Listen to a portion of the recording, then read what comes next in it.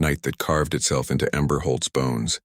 a night that tasted of rust and smoke and the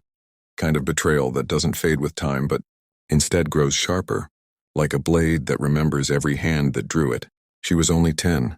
small enough that the world still felt too big, yet old enough to understand the quiet click inside a man's soul when he chooses, the bottle over blood. And as she sat on the rotting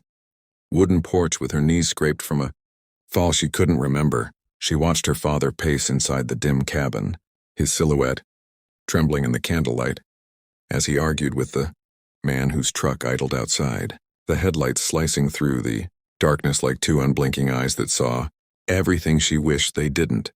Ember had always known her father loved whiskey more than he loved her, but she never imagined he loved it enough to trade her for a bottle so cheap. The glass was cloudy and the label peeling, yet here she was, heart pounding like a frightened animal as the stranger turned toward her with a smile that wasn't a smile but a claim, and she felt the night itself recoil. She heard something in the forest shift, as if the trees held their breath, and she wished they would swallow her whole before the man could reach her. But the woods remained silent and loyal only to themselves, and when her father's hand landed on her shoulder,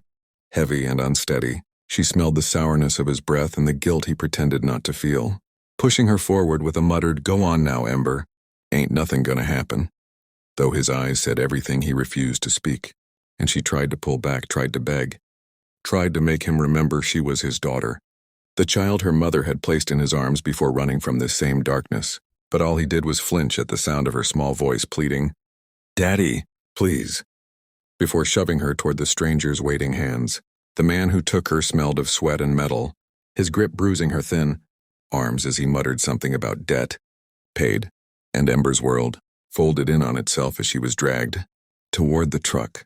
feeling the cold bite of the night wind against her bare legs and wishing desperately for the warmth of a home she was no longer certain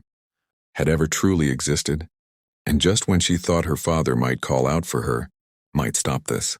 might remember he was the only shield she had, the door of the cabin slammed shut behind him, the sound echoing like a verdict, sealing her fate. The truck door creaked open, its hinges groaning like something old and pained, and as the stranger forced her inside, she felt the last pieces of childhood snap away, falling into the dirt like broken glass, and she pressed her forehead to the cold window, watching the cabin grow smaller, dimmer until it was just a dying ember in the distance, her father's silhouette, still in the doorway, unmoving, unfeeling, a